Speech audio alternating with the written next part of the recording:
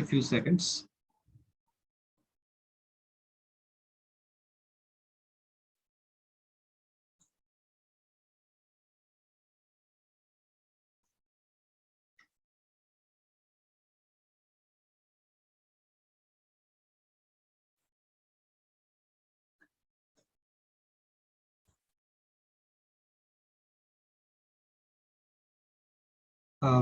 Hello everyone, hope all of you are doing well and hope that you can hear me and also see the screen.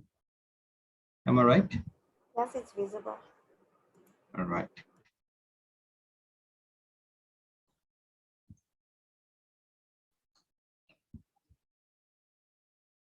All right, our today's module is speaking according to the schedule.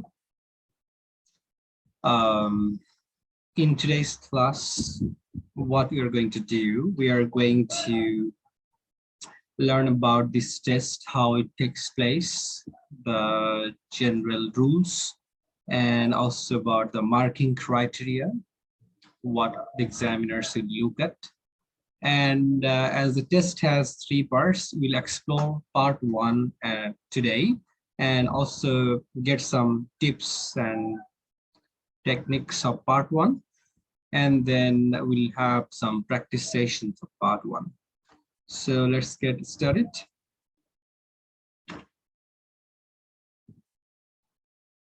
So here you get the basic information about it. As you can see, it's called face-to-face interview. It's a face-to-face interview means like you and the examiner will be sitting in this position, as you can see in the picture.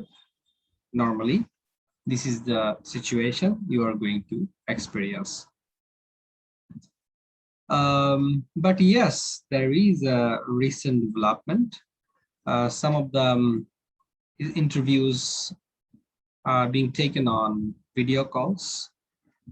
We have a system which is called VCS, video call speaking, which is also called face-to-face, not in person, but that is also face-to-face. So you are in the same room with the examiner or in a different room, you will be facing each other face-to-face. It's a one-to-one session. In video call speaking, you will get the topics of part 2 on the screen, but in real life, you will get them in hand. But you don't have to have any kind of computer literacy even for video call speaking. It's the same thing. You just look at the screen. You'll have pencil, I mean the paper and pencil, the invigilator with your. So that's another thing. So however, there is actually no difference. The total time will be 11 to 14 minutes. I mean, minimum 11 minutes, maximum 14 minutes. But you don't have to worry about time of the interview at all. The time management is actually examiner's job, examiner's headache, not your headache. Examiner will be, you cannot exceed 14 minutes and has to be at least 11 minutes. You just go on, you don't have to care about that. And the whole interview is divided into 3 parts because I also would like to see you speaking in different situations. So in 3 parts, they create 3 different situations for you. Like in real life, you experience speaking in different situations. Same like that. So, and the entire test is recorded by the examiner. So these are the basic information I wanted to share before starting. Now let's move on to the general format of the test. Before that, let me tell you about the marking criteria, which is important for you to know. I mean, what are scored? What are the things which areas are actually evaluated, or in which areas you got to improve your English? So they evaluate 4 aspects of your speaking. One is fluency and coherence. Then you have the pronunciation, lexical, then you have the lexical resource, then pronunciation and grammatical accuracy and range. So 4 things. I'm gonna explain these things. Already you know about lexical resource and grammatical accuracy and range because you did the writing classes with me. It's almost the same like writing, but fluency and coherence or pronunciation has to be explained. First of all, let's talk about fluency and accuracy. Fluency doesn't mean that you have to speak very fast. Fluency means your ability to speak effortlessly. Effortlessness is fluency. When you do not have fluency, you have hesitations, you do self-correction, you do backtracking, you give unnecessary pauses for language or content. All these things, if you have a lot of hesitation, you do a lot of this kind of self-correction, backtracking, or give pauses, it proves that you need a lot of effort to speak. You cannot easily speak. When it comes to your mother tongue, like Bengali, you speak without effort. It comes from an unknown source. It goes on and on and on. You don't know how. You don't bother about which words you're choosing. You don't monitor your grammar. They go automatically correct. But when it comes to second language, for example, English for you, sometimes it's seen that some of you are struggling. You need effort to put together the words, to make a sentence. You need to think, you pause, you make mistake and self-correct. All these things will obstruct fluency. So somebody is 100% fluent, you get 9. I mean, fully effortless. 100% effortless means you get 9. And you have at 8, you are fluent, very fluent, but you have occasional hesitations. Occasional, very occasional, that is 8. 7 means you are mostly effortless in most cases. Sometimes you are bumpy, mostly smooth, sometimes bumpy. Maybe at mid sentences you do have a little bit of hesitation. You need some efforts, but those efforts are not noticeable. You manage and tackle and go on. That is 7. From 7 it is positive. From 7 to 9 is positive. 6 means you are a communicator. You can do effective communication if you are a 6th level speaker, but you need a lot of effort. Your English is laborious. You cannot easily speak. You sweat, you drag, you struggle, you have hesitation, but you don't give up. You continue. You do the communication somehow. That is 6. 7 means above this line. You do not struggle. You need some efforts at times. Some notice, which is not much noticeable. That is 7. Big difference between 6 and 7 here. That is fluency basically. So to achieve fluency, we do not have a lot of alternatives other than practicing, a lot of practicing, a lot of listening. Habit formation of speaking. Speaking is a habit. So alongside fluency, we also check your coherence. What does it mean?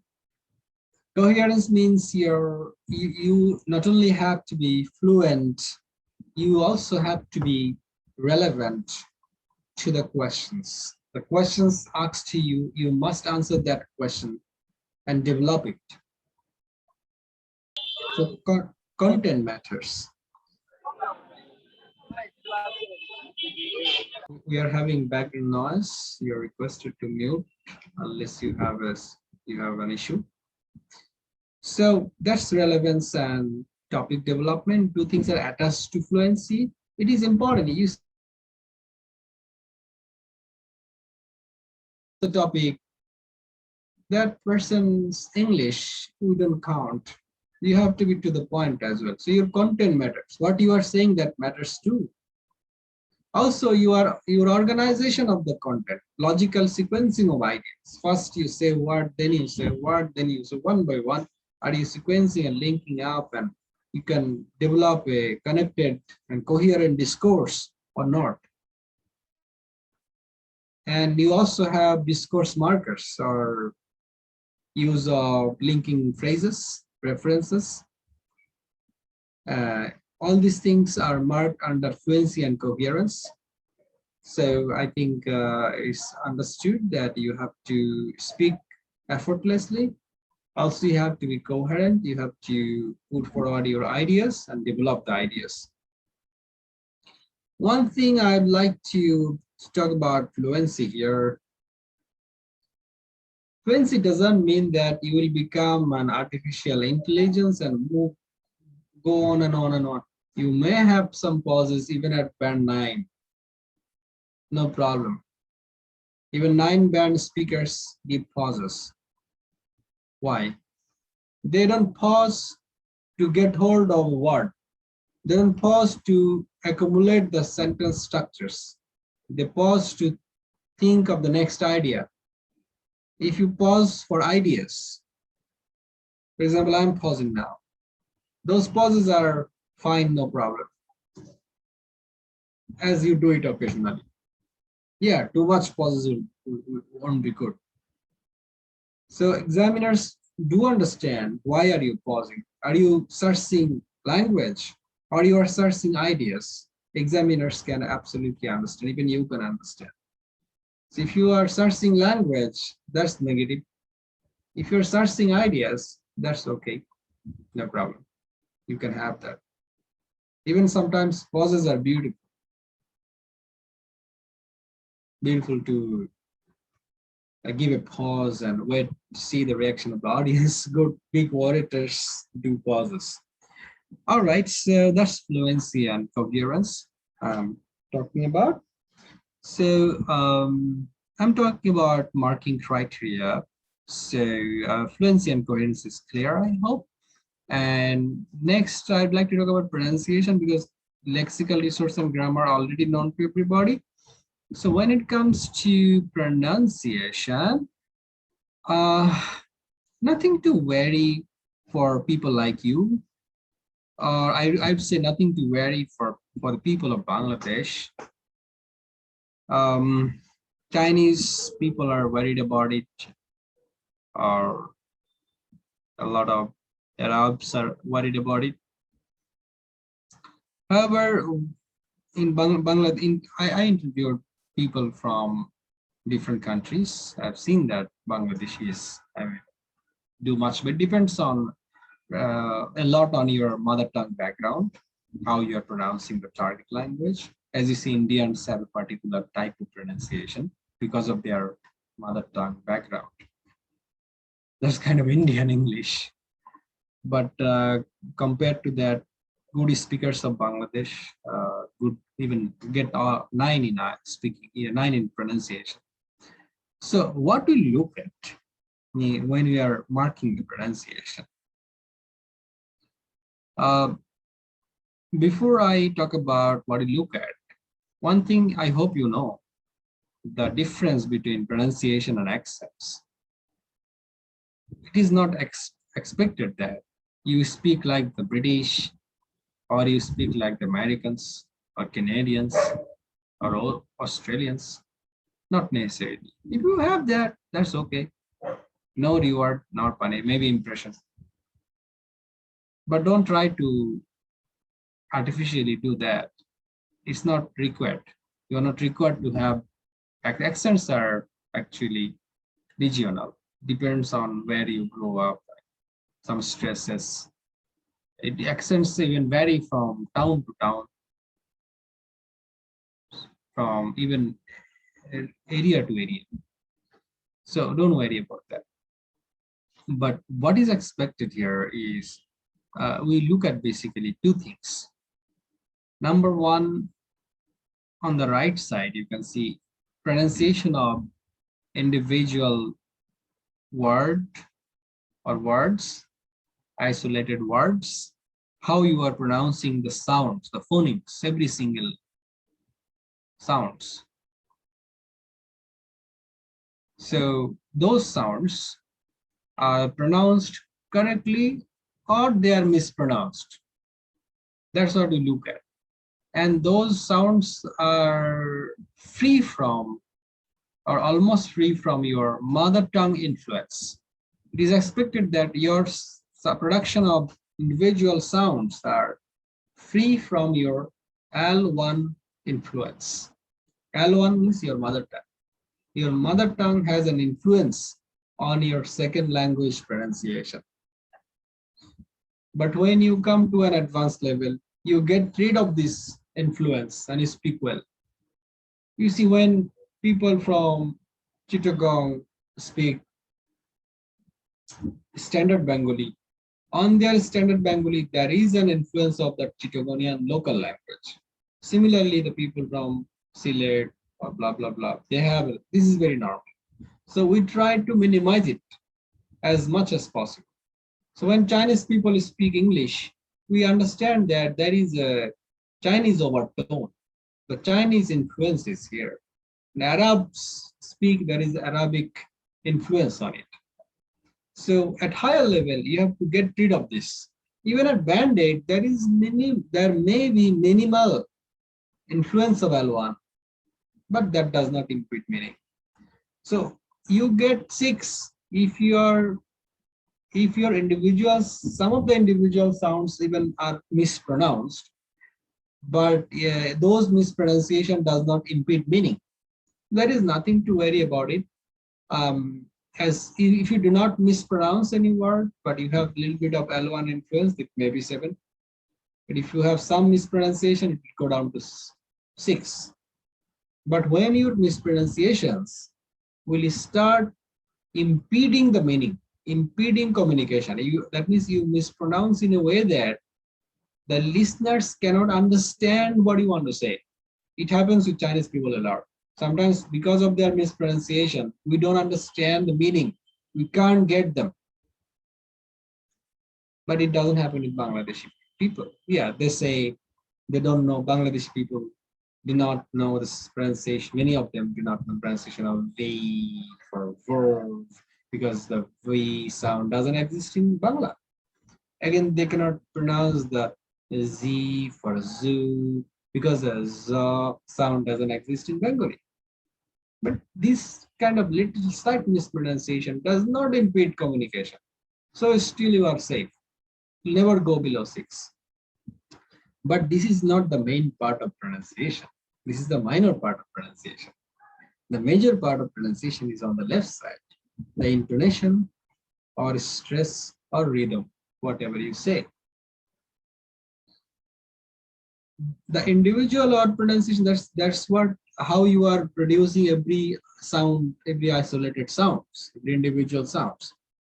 But the rhythm or the intonation is how you are producing a chunk of sounds, how you are producing a sentence, a clause or a phrase. The rhythm, the way your intonation is, the way you go up and down, stress and don't stress, or less stress or more stress, and you have a rhythm. English is a language of intonation. It has a lot of intonation, a lot of up and down when it comes to pronunciation of English. Bengali is quite a flat kind of speaking, but English sounds go up and down.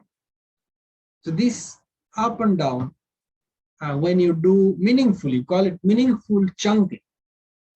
We call it meaningful chunking. The way you part or split the parts of your discourse, that is called rhythm.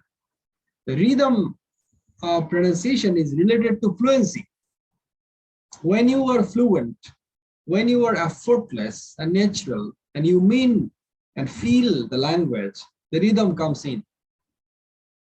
Nobody can teach intonation. Nobody can say that, yeah, this word you stress, that word you don't stress. It's difficult to remember while speaking. But through practicing, taking English to your feeling level, because language is not the only the movement of your vocal cord or tongues, it comes from the bottom of the heart. When you speak and have continuous exposure and feel when you speak, you will stress automatically and get the rhythm. That rhythm will look at more importantly. So rather than the individual sound productions. I hope you understood. So, and then in terms of vocabulary and grammar, I would not speak much as I explained before. Lexical resource from 7, we want less common, rich, sophisticated idiomatic expressions from 7 to 9. Up to 6, we want what? We want enough sufficient vocabulary, common vocabulary for effective communication in detail. And grammatical accuracy from up to 6, we want what? The accuracy, the correctness. You are almost free from the errors and mistakes. You get 6. From 7, we need something more than accuracy. Accuracy plus range, the variety, the structures, different complexities of patterns of syntax you are dealing with from 7 to 9. You look at that. So that's how it goes, like in Pride. So now I think enough on marking criteria. Now we are going to talk about the 3 parts in the speaking test. Basically, I'll talk about the first part, but it's good to give you an overview of 3 parts shortly. So in the 3 part, I said there'll be 3 situations created for you. Part 1 is called a familiar situation to warm you up. The examiner in part 1 will ask you easy questions. The answers are known to you because the questions are about you, your family, your time, your days. I'll come to that. Here, the questions and answer session in part 1, which will go on for 4 to 5 minutes. Then in part 2, the situation is different. In part 2, it is a speech or monologue situation. Here, you will be given a topic and you will have to give a speech. One way. Part 2 is one way. I'll talk about part 2 and 3 more in detail. In part 2, part 2 will be continued. The total part 2 will go on for 3 to 4 minutes. Part 3 is again a different situation. It's a very much reciprocal two-way discourse, kind of argumentation, discussion with you. Both of you will engage in a discussion where your opinions will be asked on issues. You will give opinion and argue to support your opinion, like writing test. The examiner may give you softly disagree with you and you again counter it. It's a kind of hard BBC hard talk in part 3. So I will be elaborately talking about part 2 and 3 in the second class of speaking. Today's class will be devoted to part 1 only because it's a 1-hour session. So part 1. Part 1 has phases. I mean sub parts or sections. First, as you enter the room, there is an introductory discussion, formalities. Here your name will be asked. Also will be asked where you come from. Your birthplace, basically. And also your ID, an ID or passport will be checked here. And in case of a video call speaking, they don't check, the examiner won't check the ID. In normal speaking, examiner will check the ID. Video call speaking, the admin will check the ID before. So also you will be asked about like your home sometimes, or your profession sometimes, or education sometimes. Professional or education, what do you do?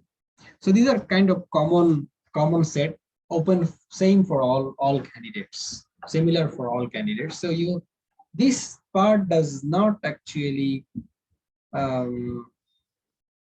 include a lot of judgments or evaluations. Here you are just getting into the test, but still here you give the first impression to the examiner. You don't know the examiner doesn't know you or your about your English level. Here he or she, I mean the examiner gets impression about you.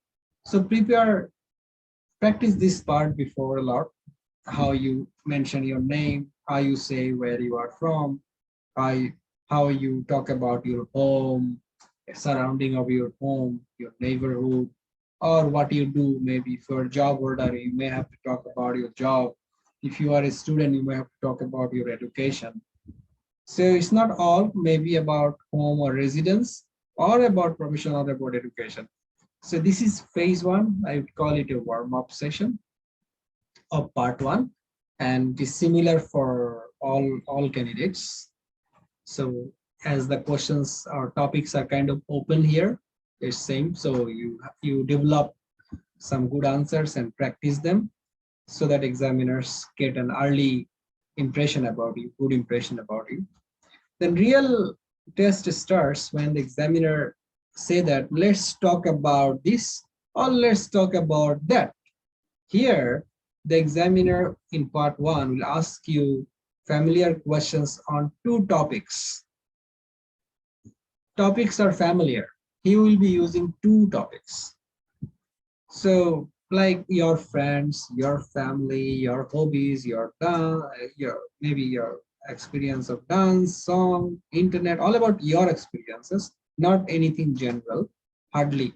Sometimes weekends or nature, you like the nature or not, food, I mean your favorite food, your food choices, childhood food, present food, etc. etc. Then clothes, what kind of clothes you like, etc. So all about your world. Nothing to worry. Answers are absolutely known to you. It's called, that's what we call it, familiar situation. This situation is familiar. So it depends on your luck which topics you get. So these topics I'm showing here, I lifted them from Cambridge exam papers. If you go through the Cambridge exam papers, there are 16 books already published. Wow. You follow from 3 to 16. Don't follow Cambridge 1 and 2 for speaking. There was a change after 2. So you follow from 3. So you will see that in Cambridge exam papers, every paper has 4 speaking questions and every speaking part has a part one. So you look at the part one, and then as you look at the part one, you see questions, topics like examiner is asking about friends or music, or so think about these topics, have your answers for preparation. So examiner, after doing the formalities or these common sets, he will move on to 2 more sets of questions. First of all, say, okay, now let's talk about music. Do you like music? It goes on and on and on and on for some time, 3-4 questions he will ask. After that, he will say, okay, now let's move on. Let's move on to talk about friends. Do you have a lot of friends or a few friends? In this, what do you do when you are with friends? In this way, he will go on by saying, let's talk about, he will change the topic by saying, let's. So when the examiner is saying, let's, he's going to change the topic. So that's basically part one.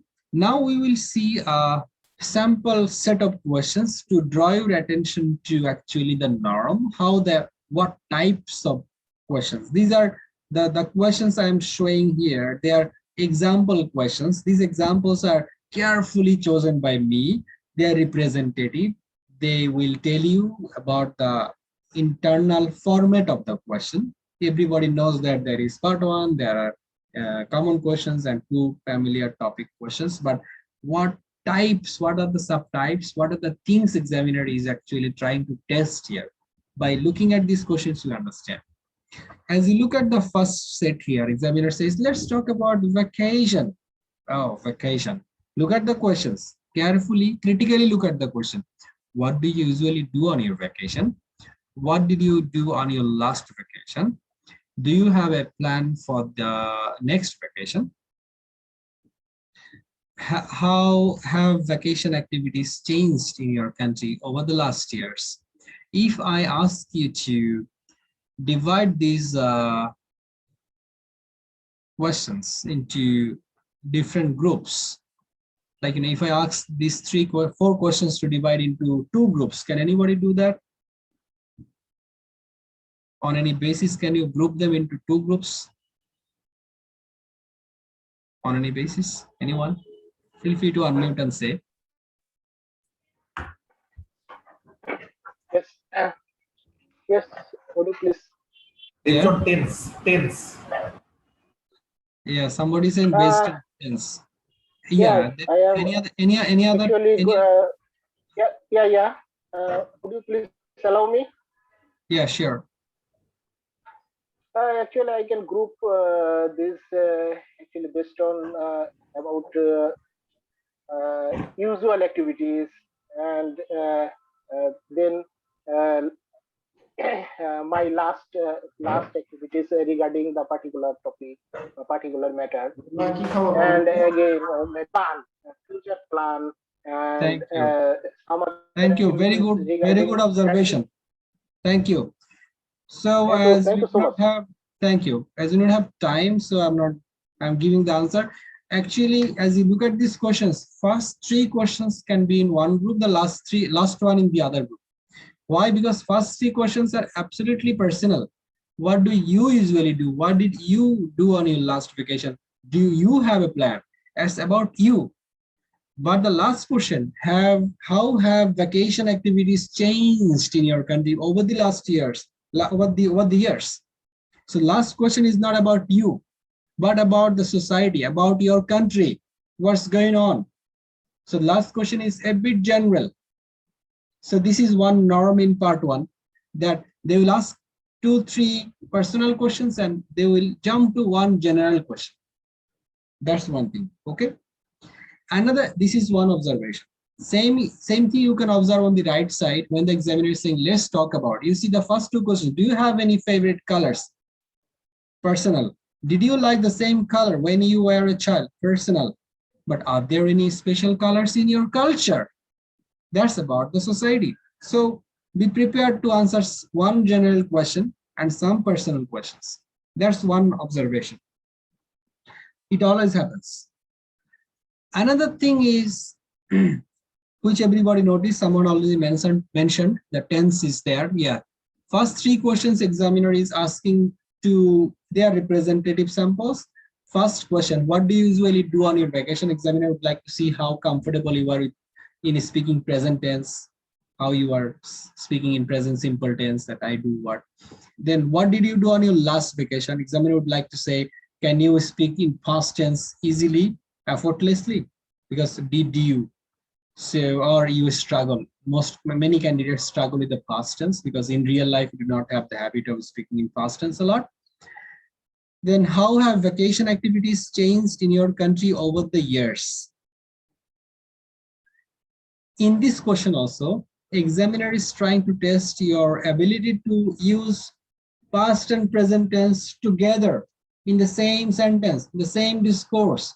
When you are comparing two situations, one was past situations of vacation activities and present situation. What was it like before? What's it like now? You are doing a constant comparison, and how you can deal with such a comparative analysis, and how you can deal with this kind of complex sentences when you do past and present and switch to present. So examiner is checking the uses, how you can use the present, past, future, and switch from one tense to other tense easily.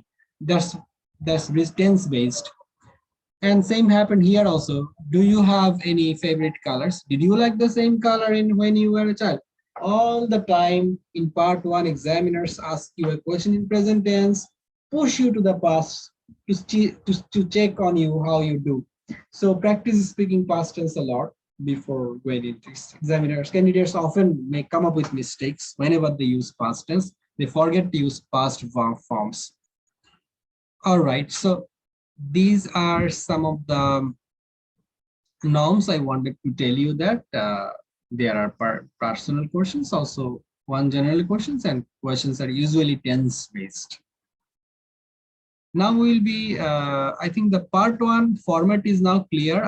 If I review, there is the phase one where you are warm up with some similar kind of questions about name, birthplace, present home or present profession, and ID check. Then you are he'll be moving on to two topics at random. The topics will be instant there. But if you look at Cambridge exam papers, similar topics will be there. And then we also understood the notion behind the questions, what they are testing here, the tense and aspect. Now, so far I said what they will give you. Now let me give you some quick tips on part one. These tips are important for you. Listen carefully. First of all, answer in full sentences. We want sentences, not fragments, not phrases, broken phrase. We want full sentences, as it's more or less a formal context. Like when we ask the question, where are you from? People, some candidates say from Dhaka. Or what's your name? Some candidates say Ashik. So we want a sentence that I am from Dhaka, full sentence. Okay? Never speak. Everywhere in the, what's your favorite color? Don't say green. So green is my favorite color. Make it a sentence. Whatever information you convey by putting forward a sentence. Then expand your answer sensibly. What does it mean? It means that don't just come up with one sentence, add one or two more sentences. We want you to speak more than the examiner. Examiner says, where are you from? You say, I'm from Dhaka. Add one more relevant sentence, but sensibly, don't add irrelevant. Too much of expansion is not expected. Meaningful expansion. Suppose when you are asked where you are from, you can say that I am from Dhaka, but at present I live in Chittagong for my job purpose. Or I live in Dhaka and I was born and brought up here. Something like that. A couple of lines. Or I live in Dhaka, it's the capital. I'm from Dhaka, it's the capital of Bangladesh. Something like that. One extra information we want, one or two extra elaboration we want you to speak. Don't show that you are an introvert. Don't show that you do not sorry. Don't show that you are not willing to talk, you are introvert, you are not outspoken. Show that you would like to say a lot. He will stop you, don't worry.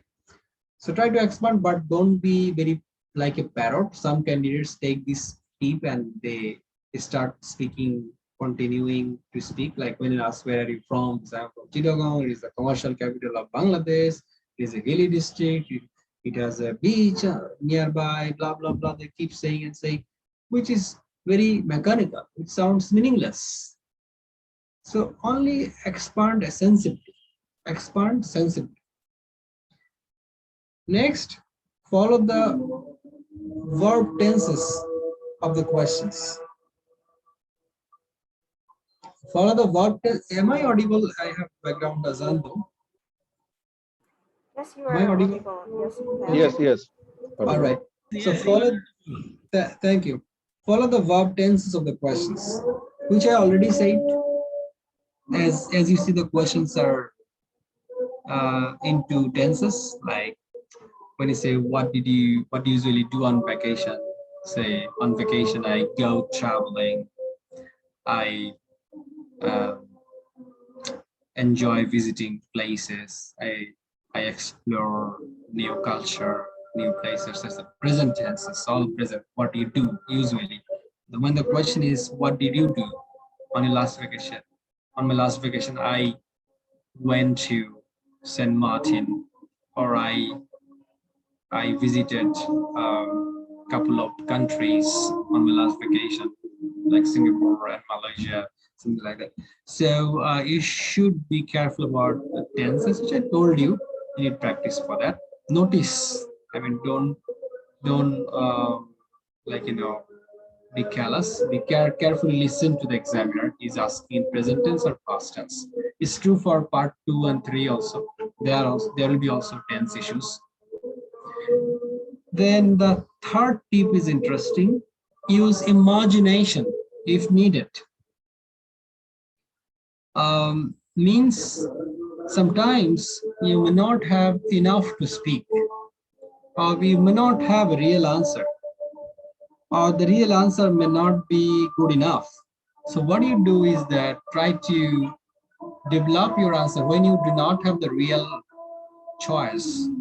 What you can do is that you can add sugar with your speech. How can I explain it? For example, somebody asked me long back when I was a student of university, I used to live in hall. Somebody asked me to describe my bedroom. So you know about the public university halls who used to share rooms, a lot of people in the same room. Nothing to describe, a whole mess.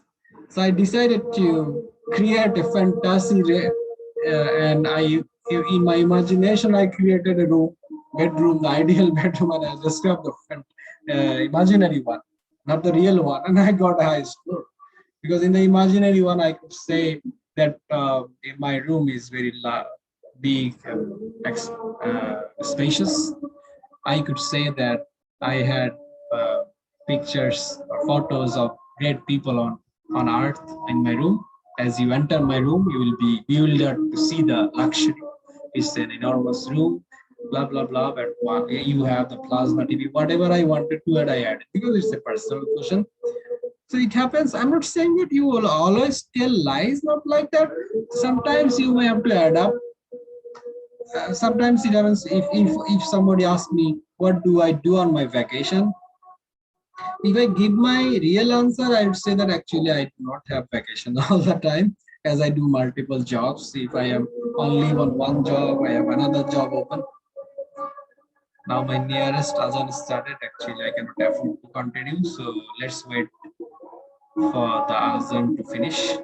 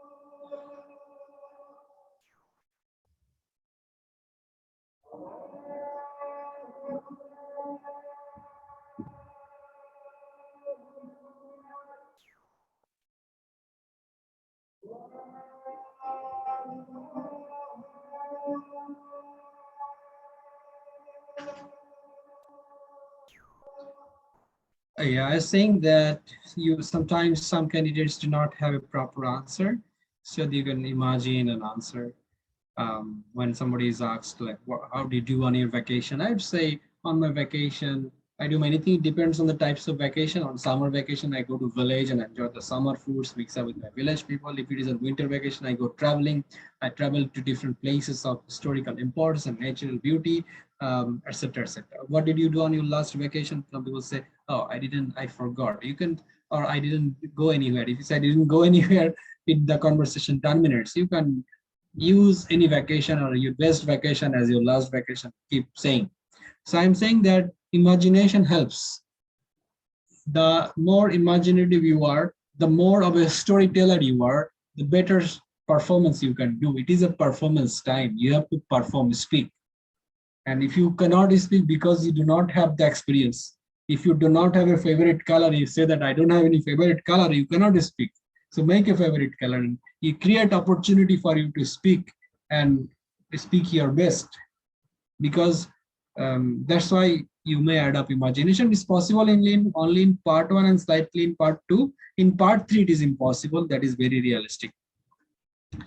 So don't, next tip is very contradictory with the previous tip. Don't describe what you cannot describe.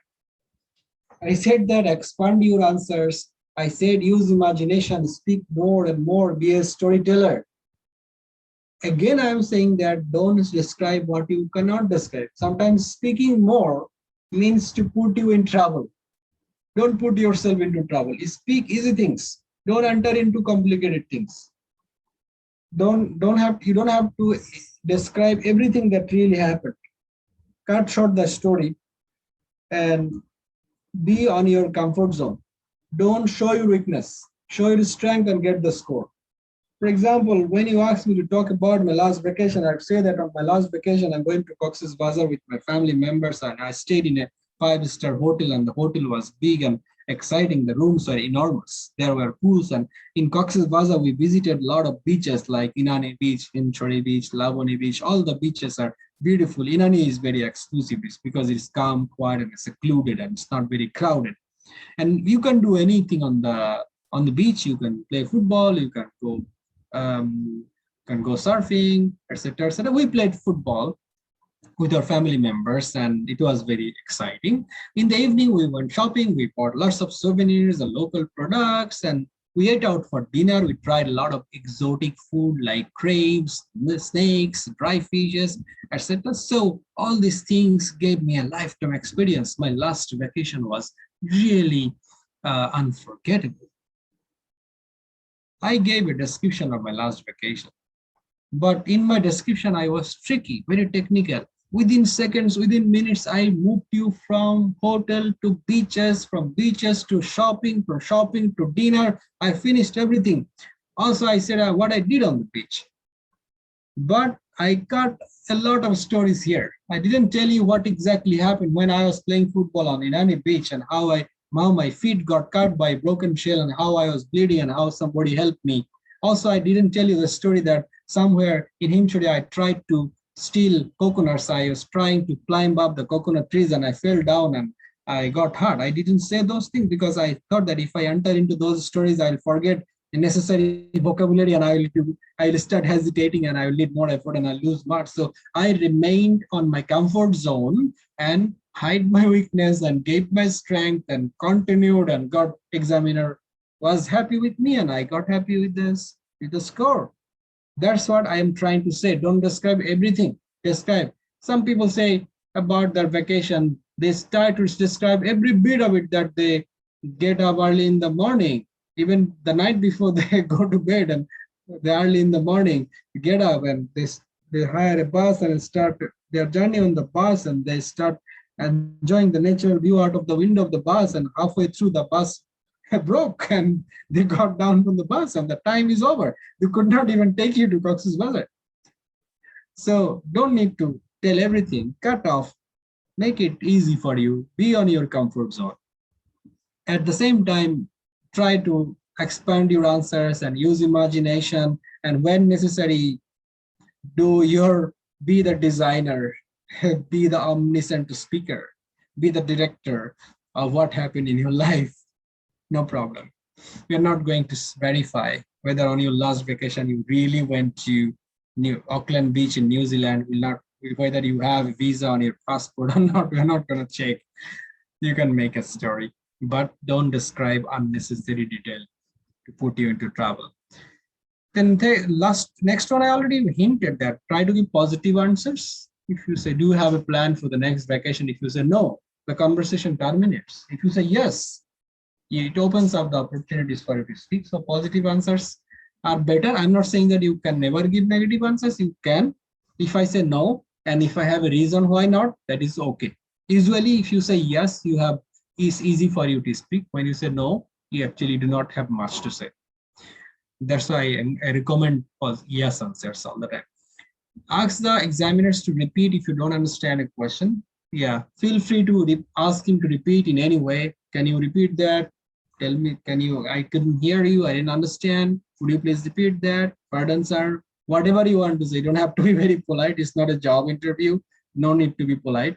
Just ask. But if you are not sure what the examiner asks you, still you go on, presumably you will lose marks. Okay? But if you ask for repetition, there is no problem. There is no problem. But once for every question. Speak clearly and confidently, the last general tip, okay? Be confident, speak clearly. These are the tips from my side I have for you. Now I will start practice or kind of demo session with someone from you. Let me stop sharing the screen.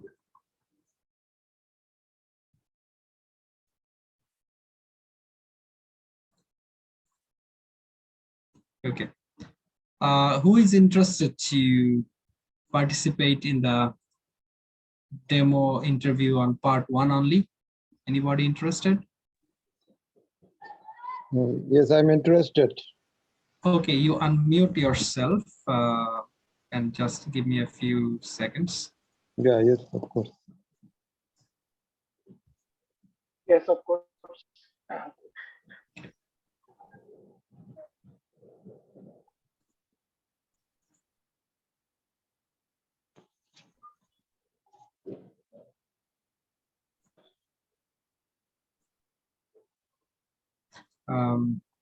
You can switch on your video.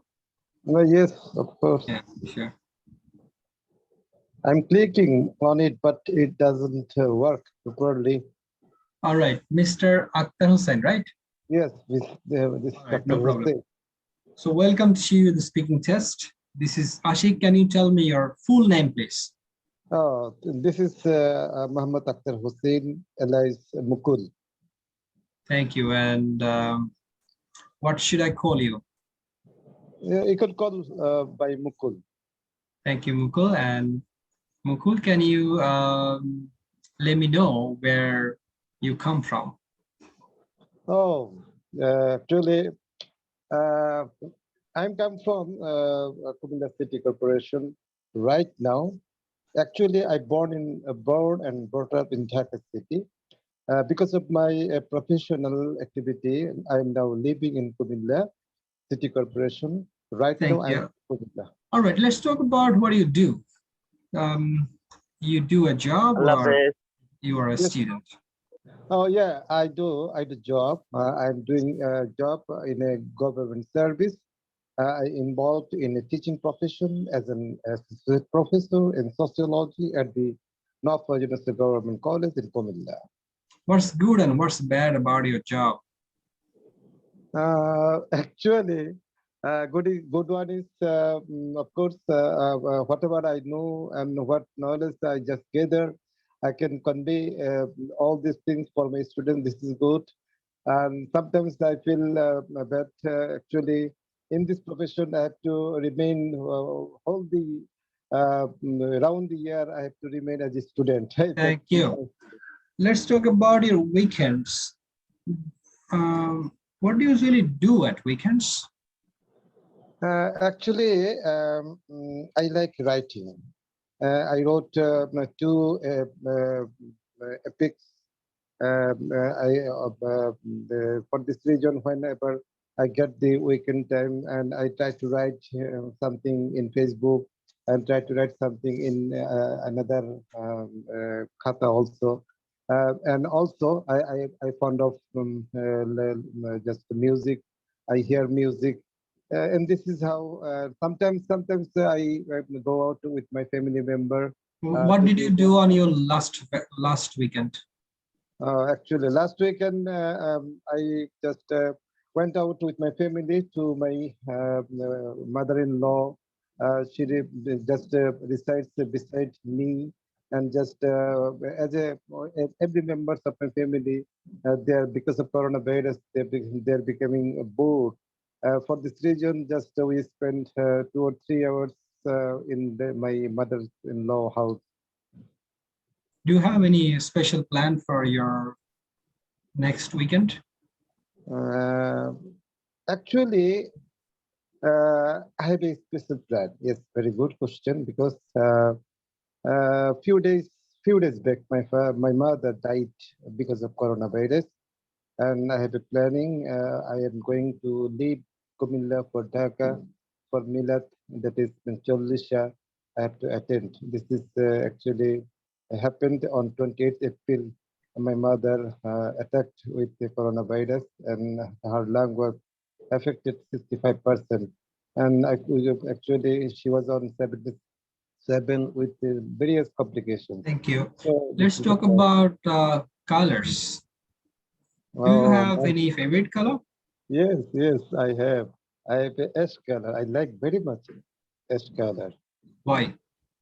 Actually, uh, it suits me. Actually, though my wife always try to buy some colorful for me, but I'm not so actually so lighted in skin.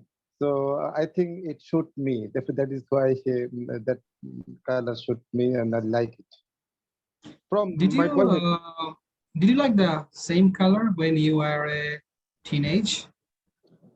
not like that actually. Actually, at that time, father and mother they choose for me, and actually no voice against it.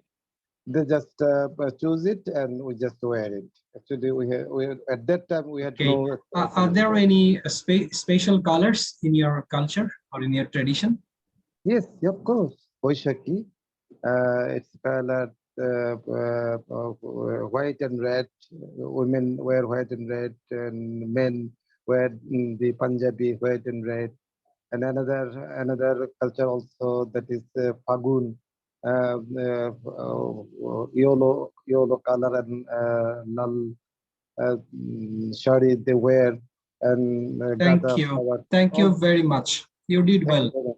All right. Thank you very much. So he was fluent. He continued um, effectively. He does not have much hesitation. He can continue easily. He needs some efforts, but these are not very noticeable. So in fluency and pronunciation, I say he will get 7. But in vocabulary and grammar, that's plain. He doesn't have a lot of errors. Some errors are persisting, and he doesn't have any rich vocabulary, so it will be 6. So his average score will be 6.5. So with this, I'm closing my speech here, the part 1. Next class will be on part 2 and 3 of speaking, and we'll try to hold a full speaking test, demo speaking test in front of you. Now, if you have any quick questions, I think you can ask, or Ms. Aisha is there. Yes, we have some questions in the chat box. One is if I think he meant that if this test taker talks, I mean, answers in a long spread, will it sound like memorization? What if someone speaks less but sounds original? Which one is better? You must sound original. If you sound mechanical, impose, speak like parrots, memorize speeches, you will get a very poor score. But you should be original, and not that you have to speak a lot, but you have to speak enough. My answer is be original and speak enough, neither less nor too much. You should speak enough. Thank you. Okay, there's another question. How can we develop our pronunciations? Please suggest some books or websites or any resources. Within short time, you cannot actually drastically change your pronunciation. Don't worry about it. If you want to work on the sounds, you can go for a book called Sheep or Sheep. I'm writing it on the chat box. You can download the book, and there is a CD with the book, and you can work on the individual sounds if you can fix them if you wish. But I would suggest you to listen a lot of English speaking, BBC or BBC Hard Talks or movies, etc. That would help more practically. Thank you. Speak enough means to satisfy the speaker. Satisfy the examiner. Yeah. As much as you need to satisfy the question, like you have to develop the question enough, but not that you have to go on and on and on forever, not like that. Develop the question fully. Okay. Have any opportunity to arrange 1 or 2 mock test session before our exam? Well, as I've already said in another class, that British Council actually do not organize any sort of mock tests. But after your registrations are done, you will be receiving the preparation materials in your account. So from there, you will be able to access the Road to IELTS platform. There you can actually practice all the modules, and you can get feedbacks, and you can also assess your progress there. So there's another question. Would you please send me the last class video? Okay, the videos are uploaded on a single link that I have emailed you at the beginning of the sessions. So please use that single link to actually access all the classes. I'll be pasting the link in this chat box at the end of the session. So there's another question, that is there possibility to change the date of IELTS exam by the British Council due to coronavirus? As per the government rules, we still don't have any plan to cancel our tests. But if government imposes any more lockdowns, then we might have to cancel it. But till now, we don't have any plan to cancel the exam that's been scheduled.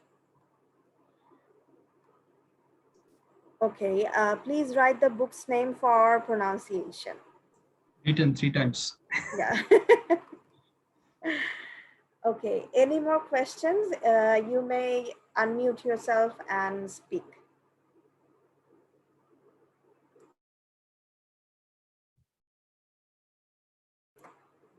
Okay, I'm pasting the link of the classes. So this is a single link where you will be able to access all of the classes. So you don't need a new link for each day. Kindly save it to your computer and you will be able to just click on this link and get all the classes. Please mind it, the videos that are stored there, the online versions are mainly the previews. It's a 15-minute video, but to access the entire class, you have to download the video file in your computer, and then you will be able to access the entire class. Hello, I have a query. Do you hear me, Aisha? Yeah. Yes, we can hear you. That is, I want to know if other things remain the same. 1st July is our probable exam date. Yes. What do you think? Yes, 1st of If July other things remain the same, 1st July. Yes, 1st July. Okay. Thank We you. have already started the registration process. We have already uploaded 30 registrations to our systems, and gradually we'll complete all the registrations within this week. So you will be getting the emails regarding the registration, and also there will be another system generated email that will actually notify you regarding the payment. Please ignore that email because it's an auto-generated email and we don't have any control on that. And your payment will be done by CEDP, and we will process the payment once we receive it. Ma'am, could you please allow me a question or query? Yes, please. This is Haruna Rashid from Shatkhira. We are now in lockdown, and we cannot move anywhere from Shatkhira. So if the lockdown continue to the date of 1st July, then is there any possibility to change the date for our IELTS exam? If the lockdown, I think it's the Khulna City Corporation lockdown, right? No, only in This is Khulna Satkira. City Corporation, Satkira district. Yeah, okay. Yes, So Satkira district. yeah, if the lockdown is stretched till 1st of July, please contact with CEDP and send them an email CCing me. I'll be able to then process you based on CEDP's suggestion that when they would like to shift the test dates, okay? So if they agree to shift the test dates, then we'll do that, no issues. Okay, ma'am, we are 4 persons from Satkira.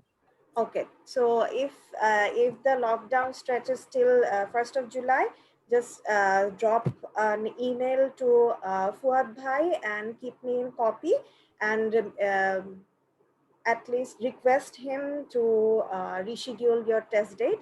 So we will do that from our end. Yes, ma'am. Thank you, ma'am.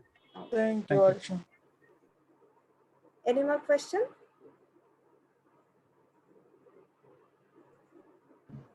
No. All right. So thank you all for participating in today's session. Thank you, Ashok Bhai, for such a wonderful session today.